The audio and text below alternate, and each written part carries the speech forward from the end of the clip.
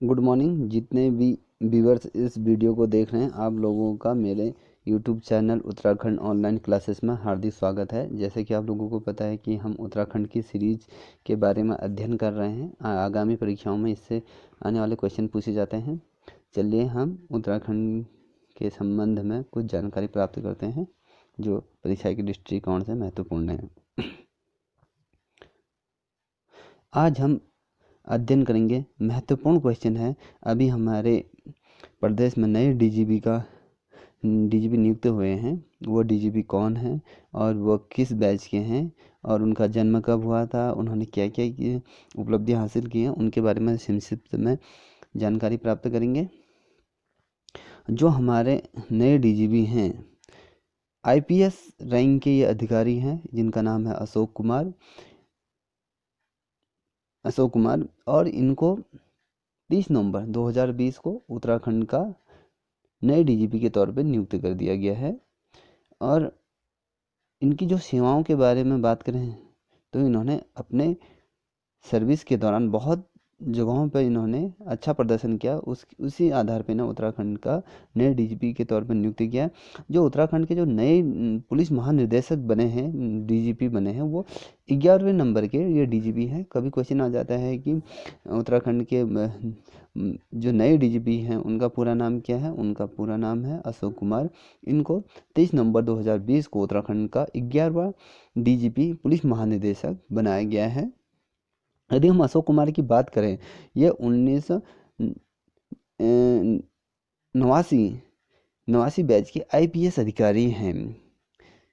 कहने का मतलब है कि इनका जो सिलेक्शन हुआ था वो 1989 बैच के ये अधिकारी हैं।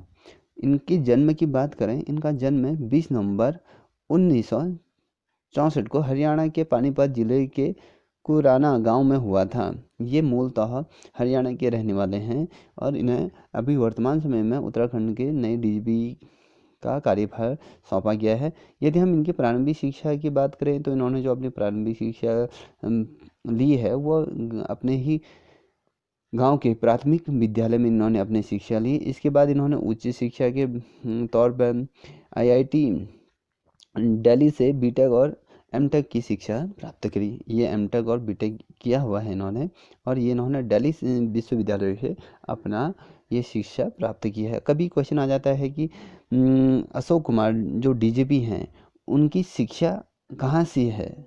इनकी प्रारंभिक शिक्षा आ जाता है तो इनके गांव से, जो इनके प्राथमिक गांव शिक्षा इनके प्राथमिक गांव से हुई है। और जो इन्होंने उच्च शिक्षा ली है वो आईआईटी दिल्ली से, वहाँ से इन्होंने बीटेक भी किया और एमटेक की शिक्षा भी उन्होंने वहाँ से ली है। अशोक कुमार अविभाजित उत्तर प्रदेश से, मतलब जब उत्तर प्रदेश से विभाजित नहीं हुआ था तब की बात कर रहे हैं, ठीक है, से लेकर उत्तराखंड पुलिस आईटीबी और बीएसएफ के प्रमुख जो पद होते हैं उन्होंने वहाँ पर अपना कार्यभार ग्रहण किया है। वहाँ पर उन्होंने अपनी तैनाती दी है, उन्होंने वहाँ पर अपना अच्छा प्रदर्शन किया है।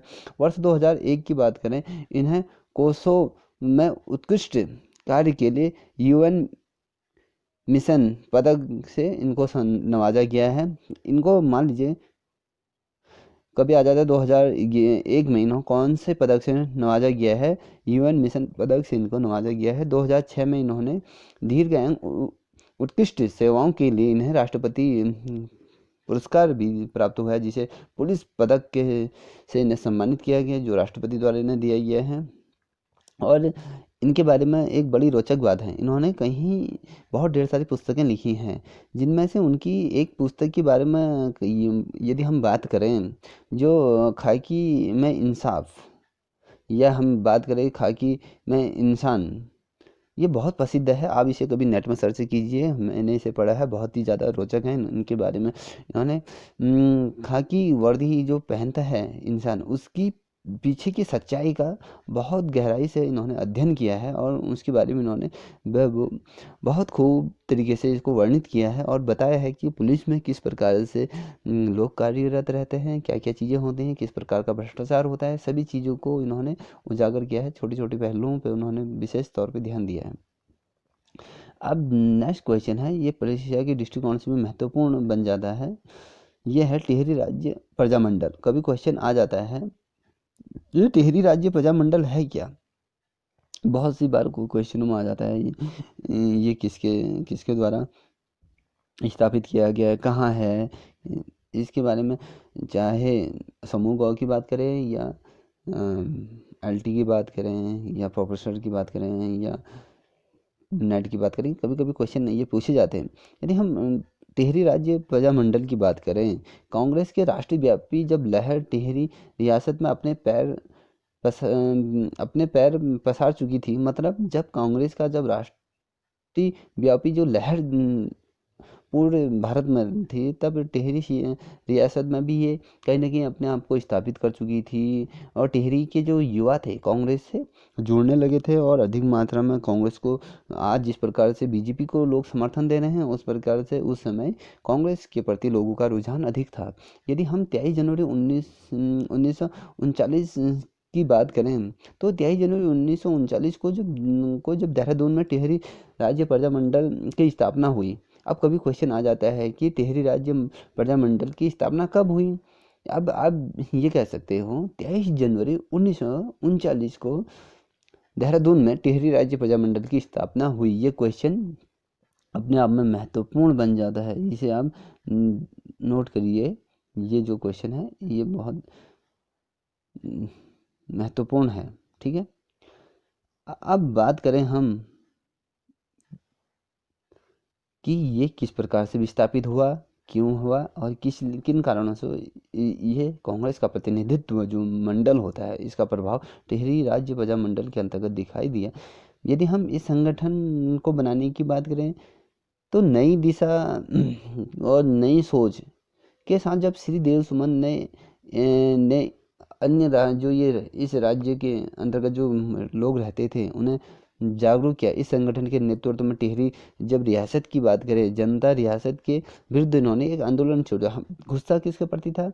जो इस संगठन के नेतृत्व में जो टिहरी की जो जनता रियासत के विरुद्ध जब आंदोलित रहे थे जब देव सुमन, तो 3 मई 1944 को श्री देव सुमन ने अपना वह ऐतिहासिक अनशन प्रारंभ किया। मतलब 3 मई 1944 को श्री देव सुमन ने अपना ऐतिहासिक आमरण अनशन प्रारंभ कर दिया, जो सदा के लिए विश्व के त्याग तथा बलिदान के इतिहास में इनका नाम दर्ज हो चुका है। इन्होंने कई समय तक अपना एक धरने पे बैठ गए और अन्न ग्रहण सब चीज़ त्याग कर इन्होंने एक अनशन प्रारंभ कर दिया।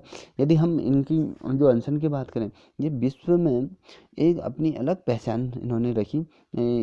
जिस प्रकार से इन्होंने अपना बलिदान दिया, अपना त्याग इस प्रजामंडल रियासत के लिए दिया, जो टिहरी रियासत के जो विरुद्ध इन्होंने एक अनशन धारण किया। जब इनकी बात करें तो आखिरी बार इन्होंने 23 जुलाई 1944 को इस अहिंसक संघर्ष के पुजारी का प्राणत्व हुआ। कहने का मतलब है तब इनका जो अनशन था वो विश्वव्यापी हो गया। यह क्वेश्चन आ जाता है तो कि इन्होंने अनशन कब प्रारंभ किया और टिहरी राज्य प्रजामंडल की स्थापना कब हुई है और किसके द्वारा इसको ज़्यादा महत्वपूर्ण बनाया गया? श्री देव सुमन द्वारा इसको महत्वपूर्ण बनाया गया। और आखिरी इनका जो अहिंसक संघर्ष रहा, जो पुजारी का प्राणतंत्र हुआ था, वो 25 जुलाई 1944 को ये हुआ था, ठीक है। ये अपने आप में महत्वपूर्ण क्वेश्चन है, देख लीजिएगा इसे। अब हम बात करें, ये आप इन्हें सब लोग जानते होंगे, ये कौन है? ये बिछेंद्री पाल का जन्म की बात करें, या इनका जो जन्म हुआ था वो 1954 को उत्तरकाशी के नाकुरी गांव में हुआ था। ये विश्व प्रसिद्ध एवरेस्ट जो फतह करते हैं, जो एवरेस्ट की चढ़ाई करते हैं, ये विश्व विख्यात हैं बिछेंद्री पाल, जिन्होंने एवरेस्ट की ऊंचाइयों को भी छुआ है। कई ऐसी चोटियां हैं जहां इन्होंने अपना नाम के झंडे गाड़े हैं। यदि हम अंटार्कटिका की बात करें या ये केटू की पहाड़ियाँ जो विश्व की सबसे ऊंची चोटियाँ हैं, हिमालय की चोटियों में इन्होंने अलग अलग फाउंडेशन के तहत इन्होंने अपना कार्य किया। और सबसे रोचक बात यह है कि ये हमारे उत्तराखंड से बिलोंग करती है। उत्तरकाशी के नाकुरी गांव में से ये बिलोंग करती है। जब कभी आ जाता है बिछेंद्री पाल का जन्म कब हुआ था, 1954 में इनका जन्म हुआ था। ये उत्तरकाशी के नाकुरी गांव के रहने वाले हैं। इन्होंने बीएड भी की है, बीएड तक की पढ़ाई इन्होंने पूरी की है। इसके बावजूद इन्हें कोई अच्छा रोजगार नहीं मिल पाया। जिस प्रकार की इनकी शिक्षा रही उस समय 1900 जब 54 को इनका जन्म हुआ था, जब उस समय जब इन्होंने बीएड किया था, तो इनके हिसाब से उन्हें अच्छी रोजगार प्राप्त नहीं हुआ। अच्छा, जो इनको एक मुकाम मिलना था, एक पद मिलना था, उसके अनुरूप इन्हें नहीं मिल पाई जिस प्रकार की इनकी शिक्षा थी। और जो भी वह अस्थाई जूनियर स्तर का था। यदि उनका जो भी इनको जो मिला, तो मान लीजिए जैसे कोई इन्होंने कोई पद पे ज्वाइनिंग की थी, जैसे जूनियर क्लर्क की या जूनियर कुछ ऐसे डाटा एंट्री ऑपरेटर की या बाबू की या बात करें, तो जिस पद पे इन्होंने कार्य किया, तो वहाँ पर भी इन्हें क्या मिलता था, बहुत कम वेतन मिलता था। उस वेतन से बहुत मुश्किल से ही गुजारा हो पाता था। और जब इससे ये निराश हो गई थी बेसेंद्री पाल, तो इन्होंने क्या करा, नौकरी करने के बावजूद इन्होंने उसे छोड़ दिया। इसके बजाय इन्होंने नेहरू इंस्टीट्यूट ऑफ माउंटेनिंग एक संस्था है जो पर्वतारोहियों को प्रशिक्षण देती है और अलग अलग पर्वतों को इन पर ट्रैकिंग करते हैं। और वो उससे जुड़ गई। और इन्होंने क्या किया, जो मान लीजिए एक क्वेश्चन ये भी बनता है कि बिछेंद्री पाल ने कौन सा इंस्टीट्यूट ज्वाइन किया। वो Nehru institute of mountaineering course के लिए इन्होंने आवेदन किया। 23 मई 1984 को इन्होंने माउंट एवरेस्ट फतह किया। एक बहुत महत्वपूर्ण क्वेश्चन यहाँ पर ये बन जाता है। अब ये देखिए, परीक्षा के दृष्टिकोण से ये महत्वपूर्ण क्वेश्चन है। ठीक है, मैं इसे अंडरलाइन कर रहा हूँ, आप इसे देख लीजिएगा। ये परीक्षा के दृष्टिकोण से बहुत महत्वपूर्ण। इन्होंने पहली बार माउंट एवरेस्ट कब फतह किया? 23 मई 1984 को इन्होंने माउंट एवरेस्ट की जो चोटियां हैं वो फतह की। वह एवरेस्ट की ऊंचाइयों को छूने वाली प्रथम, वह दुनिया की 5वीं महिला बन गई।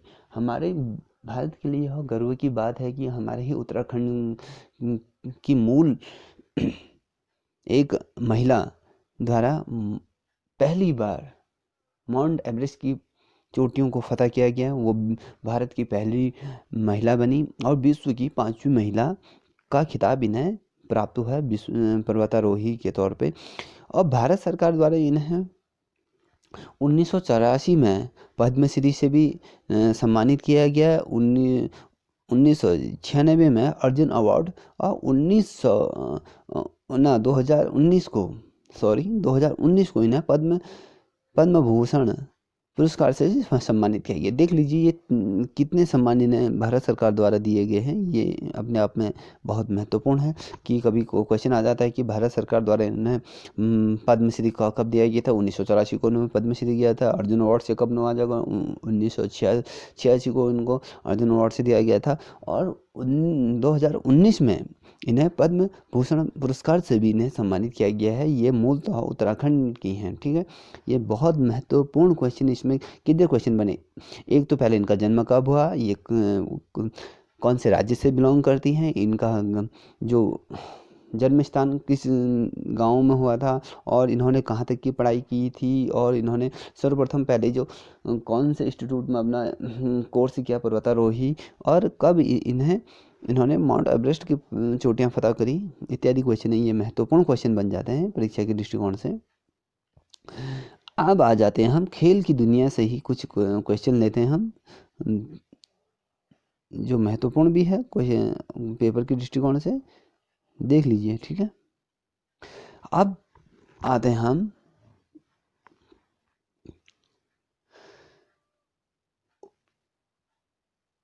श्री राम सिंह वल्दिया के बारे में आज हम थोड़ा सा विस्तार पूर्वक समीक्षा करेंगे। ये थे कौन, ये मूलतः कहाँ के रहने वाले थे, इनका कार्य क्षेत्र क्या रहा, इस बारे में हम थोड़ा सा विस्तार पूर्वक जानने की कोशिश करेंगे। ठीक है। 23 दिसंबर 1962 को पिथौरागढ़ जनपद के पौड़ गांव में श्री राम सिंह बल्दिया के घर 29 दिसंबर 1962 को पिथौरागढ़ जनपद में श्री राम सिंह बल्दिया के घर में सुरेंद्र सिंह बल्दिया का जन्म हुआ। हम चर्चा किसके बारे में कर रहे हैं? सुरेंद्र सिंह बल्दिया के बारे में हम अध्ययन कर रहे हैं। आप में से बहुत से लोग इनके बारे में नहीं जानते होंगे, और क्योंकि ये बहुत ज़्यादा विश्वविख्यात रहे हैं, बॉक्सिंग के कोच रहे हैं, फुटबॉल के कोच रहे हैं, और क्रिकेट एसोसिएशन के भी इन्होंने खेल खेले हैं। अब इनके बारे में हम जानने की कोशिश करें। सुरेंद्र सिंह को शुरुआत से ही नौकायान में रुचि थी। मतलब जो ये पिथौरागढ़ के मूलतः पिथौरागढ़ के थे, ये सुरेंद्र सिंह जो बल्दिया थे, इनको क्या था, नौका विहान का बड़ा ही उस क्षेत्र में इन्हें रुचि थी।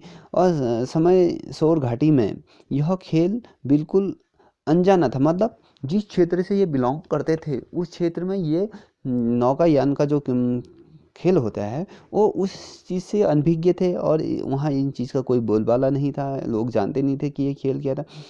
और उनके जो दोस्त थे, लोग उन्हें कहते भी थे कि खेलना है तो फुटबॉल खेलो या क्रिकेट खेलो या बॉक्सिंग खेलो, इन चीज़ों में अपना ध्यान दो। कहाँ आप इन नौकायान की तरफ अपने आप को अपना क्षेत्र को अग्रसर कर रहे हो, वहाँ आपकी रुचि है जिसके बारे में लोग जानते भी नहीं हैं, उस चीज़ के बारे में इनका मोह था। और लोग उन्हें कहते थे कि भैया आप फुटबॉल खेलो या फिर क्रिकेट खेलो या फिर बॉक्सिंग खेलो या फिर अन्य कोई चीज़, कोई स्पोर्ट्स से संबंधित चीज़ों को चुनो। इन्होंने नौकायान को ही अपना लक्ष्य बनाया, और नौकायान क्या है इस बारे में इन्होंने विस्तार पूर्वक जानना चाहा। अलग अलग चीज़ों में इन्होंने सर्च किया, तब इन्हें पता चला कि है क्या।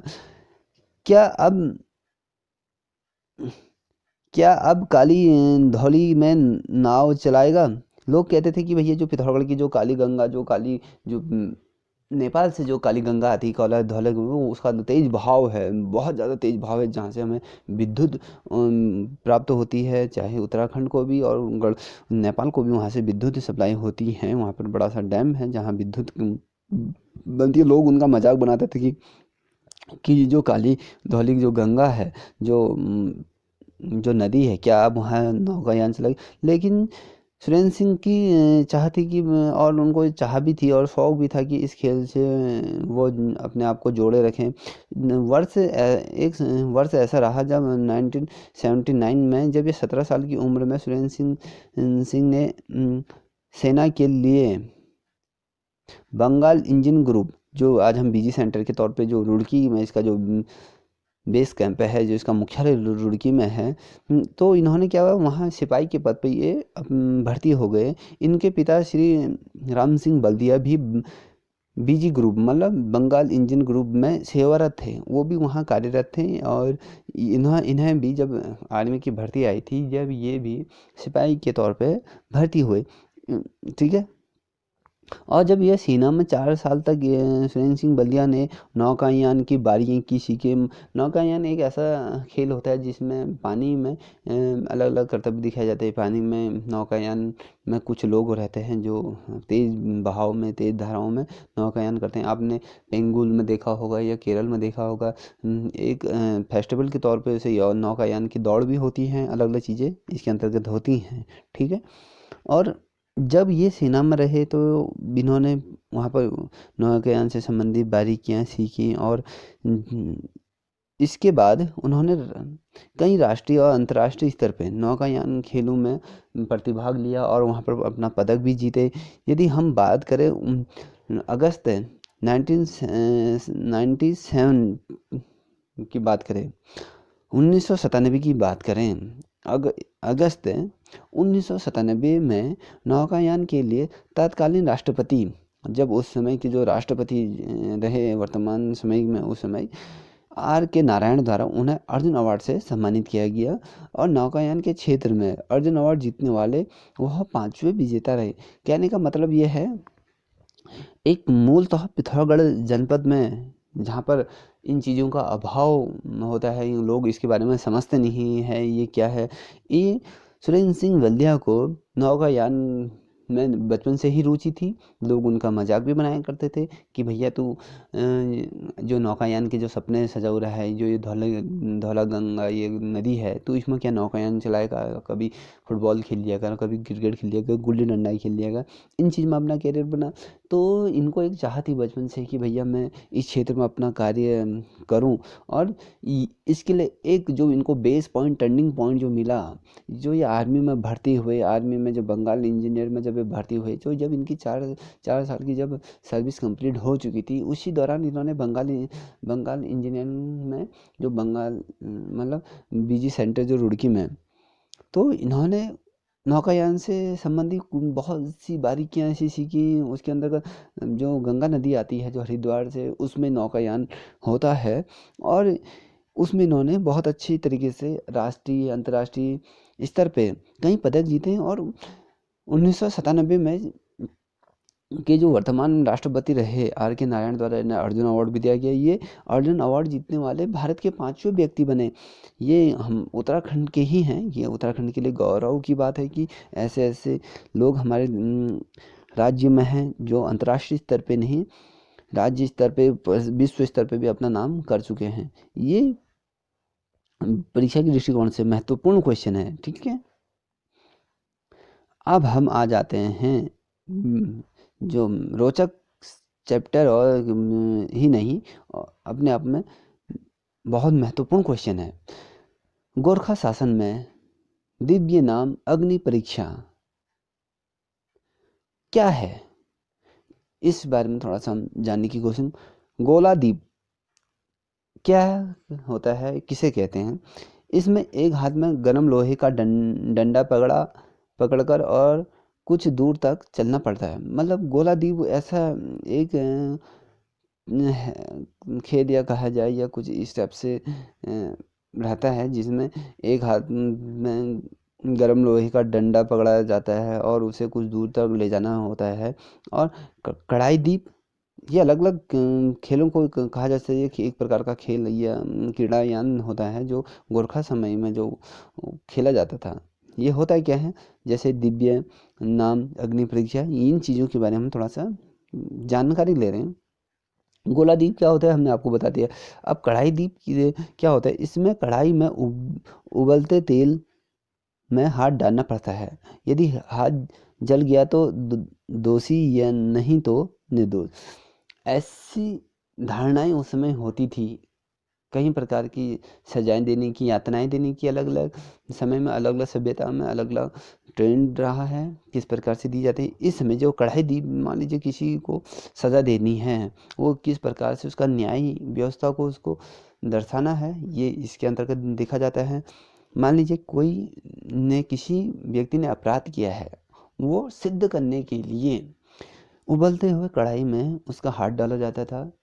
यदि हाथ जल गया तो वो दोषी हो जाता था, मतलब उसने कोई पाप किया है या कोई अपराध किया। यदि नहीं जलता था वो निर्दोष साबित हो जाता है। ठीक है, अब तराजू का दीप क्या होता है, इसमें दिव्य के जरिए दोषी व्यक्ति को तराजू में पत्थर से तोला जाता था।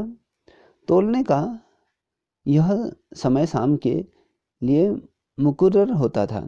मतलब जब कोई दोषी व्यक्ति होता था, उसे तराजू की पलड़ा होता था, पलड़े में उसे बैठाया जाता था, तो दूसरी तरफ क्या होता था, पत्थर रखे जाता है, उसके समान जो उसके बाहर का समरूप एक समांतर आ जाए, तो पत्थरों से उसको तोला जाता था। यह समय कब था, जो शाम का जो समय था, उस समय इसको निर्धारित किया जाता था, जिसमें पत्थरों तोला जाता था और उन पत्थरों को सुरक्षित स्थान पर छिपाया जाता था।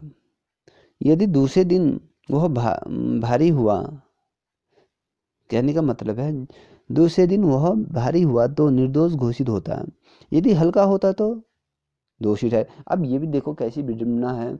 अब मान लीजिए हमने दो तरफ तराजू रखे, तराजू के पलड़ हैं, एक में व्यक्ति को बैठाए, एक में पत्थर रखे। अब ऐसा भी हो जाता था कि भैया कि जो पत्थर थे जिसे तोला जाता था उनको क्या कुछ सुरक्षित स्थानों पर रख दिया जाता था। जब दूसरे दिन होता था, जब दूसरे दिन की जो भोर होती थी, उस समय यदि वो देखा जाता था कि पत्थरों का वजन अधिक हो गया है, तो व्यक्ति को क्या कर दिया जाता, छोड़ दिया जाता था। यदि व्यक्ति हल्का हो गया तो उसे दोषी ठहराया जाता था। ऐसी यातनाएं दी जाती थी उस समय गोरखा शासन के समय में। ये चीज़ें अपने आप में महत्वपूर्ण देख लीजिएगा। अब नेक्स्ट क्वेश्चन की तरफ बढ़ते हैं हम। देखो, हम जितने भी क्वेश्चन ले रहे हैं उत्तराखंड आगामी परीक्षाओं में आ सकते हैं, ठीक है। अब बात करें, हम पिथौरागढ़ जनपद की ही बात कर रहे हैं। अस्कोट पिथौरागढ़ जनपद में स्थित एक छोटा सा कस्बा है। अब कभी क्वेश्चन आ जाता है कि अस्कोट किस जनपद में स्थित है, आप वहाँ पर ये लिखिए क्या, अस्कोट पिथौरागढ़ जनपद में स्थित है। एक कस्बा है, मतलब एक गांव है, ठीक है।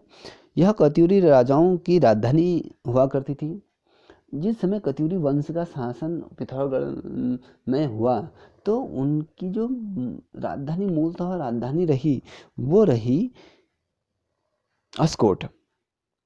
की क्या थी वहाँ पर, राजधानी हुआ करती थी कत्यूरी राजाओं की। उस समय वो राजधानी हुआ करती थी। कहा जाता है कि पूर्व काल में यह खस राजाओं के 80 कोट, मतलब 80 किले होने की वजह से इस स्थान को अस्कोट के नाम से जाना जाता है। अब मान लीजिए इसके पीछे भी एक बड़ा रोचक कहानी है।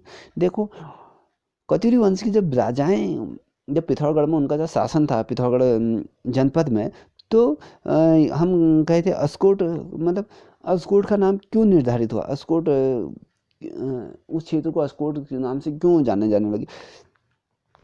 एक समय की बात है, ऐसा हुआ करता था कि जब पिथौरागढ़ में जब कत्यूरी राजाओं ने अपने अलग अलग स्थानों पर अपने अपने किले बनाए थे, और जब एक स्थान पर ऐसे इतने किले हुए थे कि कहते हैं कि वहाँ पर 100 से भी अधिक किले बनाए गए, 80 किले बनाए गए। ऐसे स्थान पर जो ये हम आज अस्कोट कह रहे हैं, जो एक छोटा सा कस्बा है, वहाँ पर 80 किले बनाए गए थे राजाओं द्वारा। तो उसको जो 80 कोट किले होने के बजाय इसके नाम को, जो 80 कोट के जो किले थे वहाँ पर होने की वजह से इस स्थान को अस्कोट नाम से जाने लगा। आज भी हम कहते हैं कि अस्कोट के नाम से, वर्तमान समय भी इसे अस्कोट नाम से जाना जाता है। अगर हम 1279 की बात करें, तो इस समय खस राजाओं को जो पराजित कर कत्यूरी राजाओं अभयपाल ने लखनपुर कोट में अपनी राजधानी स्थापित की, जो अस्कोट से 2.5 किलोमीटर दूर थी। जब कत्यूरी राजाओं को अभयपाल द्वारा लखनपुर कोट में अपनी राजधानी बनाएगी, कहने का मतलब है कि अभयपाल द्वारा जब कत्यूरी राजाओं को पराजित कर दिया गया था, तो वो अभयपाल ने लखनपुर को अपनी राजधानी बनाई, और जो अस्कोट से 2.5 किलोमीटर दूरी पर ये राजधानी बनाई थी। कत्यूरी राजाओं की राजधानी अस्कोट में थी, और जो अभयपाल द्वारा जो अपनी राजधानी बनाएगी अस्कोट के से ही 2.5 किलोमीटर दूरी पर ये इन्होंने अपनी अस्थायी राजधानी बनाई। और बाद में 1615 ईस्वी में इस रियासत के जो वर्तमान अभयपाल की जो रियासत थी, 1615 में इस रियासत द्वारा जो महीन पाल प्रथम ने लखनपुर से राजधानी अस्कोट में स्थानांतरित कर दी। मतलब जो कत्यूरी राजाओं की जो राजधानी थी अस्कोट में, और जब अभयपाल ने जब अस्कोट को जीत लिया था, कत्यूरी राजाओं को हरा दिया था, तो उन्होंने उससे 2.5 किलोमीटर जो लखनपुर स्थान है, जो लखनकोट जो स्थान है, वहाँ पर इन्होंने अपनी स्थायी राजधानी दी। जब अभयपाल के जब पुत्र महेंद्रपाल जब प्रथम ने क्या करा, लखनपुर से अपनी राजधानी को स्थापित करके अस्कोट में स्थापित कर दिया। वहाँ से अपनी राजधानी विस्थापित कहाँ कर दिया, अस्कोट में इन्होंने अपनी राजधानी को स्थानांतरित कर दिया और वो अस्कोट में ही अपनी स्थायी राजधानी बनाई। और यहाँ एक सुंदर महल का भी निर्माण करवाया इन्होंने। यह महल आज भी अस्कोट में मौजूद है। यदि आप कभी अस्कोट घूमने जाओ, पिथौरागढ़ जनपद में घूमने जाओ, तो ये राजाओं का एक प्रतिबिंब के तौर पे वहाँ पर भी आज भी सुरक्षित है। आज भी इस महल में बहुत सी चीज़ें इतनी खूबसूरत तरीके से रखी गई हैं, संग्रहित किया गया है उस समय की। जैसे मान लीजिए 1615 की जो ईस्वी की बात करें तो उस समय की बहुत सी चीज़ें इस महल में आपको देखने को मिल जाएंगी। और इस महल में जो कतुरी वंश के कुल देवता नरसिंह देव की जो प्राण प्रतिष्ठा हुई थी, मतलब इस समय कतुरी वंश के जो राजा का जो कुल देव था, जो कुल देवता रहे हैं, जो नरसिंह देव की जो प्राण प्रतिष्ठा इसी स्थान पर की गई है। और इसलिए इस महल का जो नाम रखा गया है, देवल दरबार रखा गया। देवल दरबार इस महल का नाम रखा गया। मान लीजिए कभी क्वेश्चन आ जाए, अस्कोट में जो महल है, जो वहाँ पर ऐसी कौन सी देवता का प्राण प्रतिष्ठा हुई थी, वो कुल देवता नरसिंह देव की जो, ठीक है, उनकी यहाँ पर प्राण प्रतिष्ठा हुई थी, जिसे है कुल देवता नारिंग देवल के नाम से वहाँ पर विश्व विख्यात ये किला है। ठीक है, आप यहाँ पर कभी भ्रमण कर लिए जाएं, ये कब हुआ था, ये किस राजा ने इनको हराया था, ये चीज़ें सारी चीज़ें उसका वर्णन यहाँ मिल जाता है। अब नेक्स्ट क्वेश्चन की तरफ अब हम बढ़ते हैं। वो देहरादून से संबंधित है, जो लाख मंडल से संबंधित ये क्वेश्चन है कि भैया लाख मंडल कहाँ स्थित है, ये है क्या। अब देहरादून जनपद लाख मंडल में स्थित है। शिव के प्रांगण में एक खंडित शिलालेख है। मतलब जो लाखा मंडल, कभी क्वेश्चन आ जाता है लाखा मंडल कहाँ स्थित है, तो ये देहरादून जनपद में स्थित है। ये शिव जी के प्रांगण, मतलब शिव जी का एक मंदिर है, उसके प्रांगण में अखंडित शिलालेख है, जहाँ पर प्राचीन भाषा में जो लिपि लिखी गई है, जो छालेंस राजवंश की जो जानकारी प्राप्त होती है, जो उस समय के जो राजा हुआ करते थे, तो उस समय के राजाओं के बारे में थोड़ा सा उसमें वर्णन मिलता है। उसमें जो शिलालेख में जो लिखे गए हैं, जो 5वीं शताब्दी के जो माने जाते हैं, छांगलेस वंश की जानकारी इस शिलालेख में मिलती है। यह राजवंश की बात करें, ये 5वीं शताब्दी ईसा पूर्व के आसपास यामुन प्रदेश अथवा कालसी में शासन करता था। अब मतलब कहने का मतलब क्या है, ये किस समय का था, ये किस मंदिर के बाहर ये चीज़ें मिली हैं, और ये यामुन प्रदेश पहले किस नाम से जाना जाता था, ये कालसी में जो शासन करता था उसके अनुसार इसको इस नाम से दिया गया।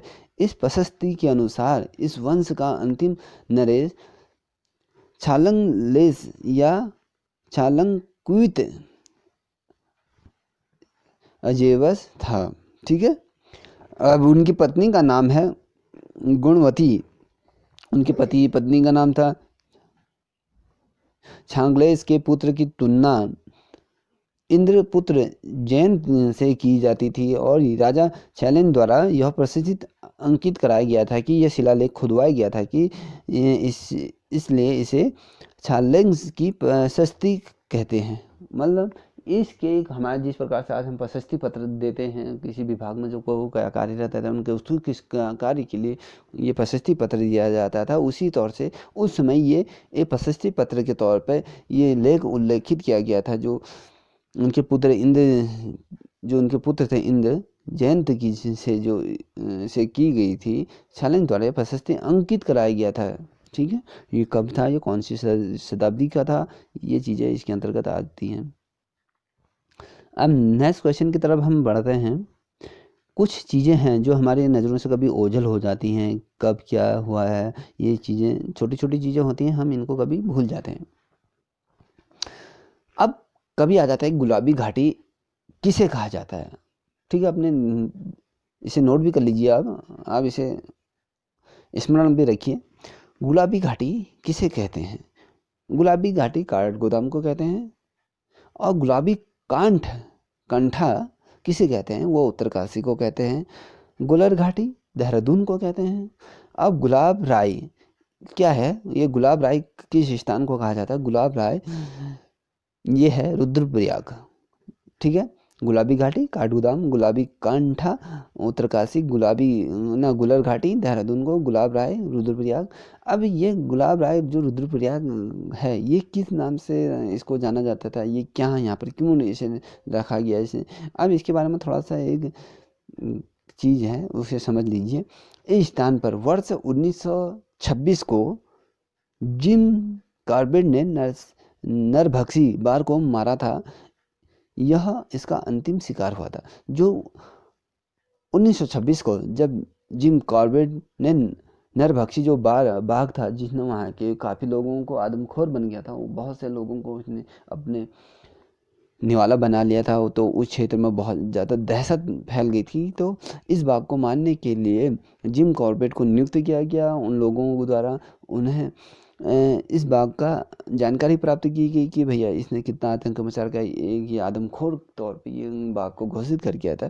जब उन्होंने 1926 को जब नरभक्षी बाघ को यहाँ पर मारा था, तो यह कहते हैं कि यह इनका अंतिम शिकार था। तो उन्होंने उस जब नरभक्षी जो बाघ था, जब उनका शिकार किया गया था, तो उनके द्वारा किया गया यह अंतिम शिकार था। यदि हम जिम कॉर्बेट की बात करें, जो आज जिम कॉर्बेट नेशनल पार्क इन्हीं के नाम से जिम नेशनल कॉर्बेट पार्क की स्थापना हुई है, जो नैनीताल जनपद में स्थित है। ये एक यूनेस्को द्वारा जो उसकी सूची में भी ये अंकित है। यहाँ पर जिम कॉर्बेट नेशनल पार्क में बाघों की संख्या अधिक है और हाथी हैं। इसमें बहुत से दुर्लभ जीव इस पार्क में मौजूद हैं। यदि हम कहें जिम पार्क जो जिम कॉर्बेट है, उसका जो जन्म हुआ था वो 1875 ईस्वी में नैनीताल में इनका जन्म हुआ था।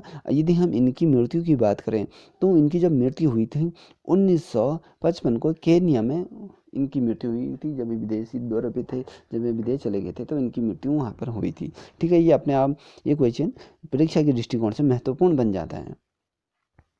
इस क्वेश्चन को देख लीजिएगा कि ये क्यों इसे महत्वपूर्ण माना जाता है। आज के लिए इतना ही। पुनः हम नई वीडियो लेके आप लोगों के सम्मुख उपस्थित होंगे। आप तहे दिल से इस जो क्वेश्चन मेरे द्वारा बताए गए हैं, इनको नोट कर लीजिएगा।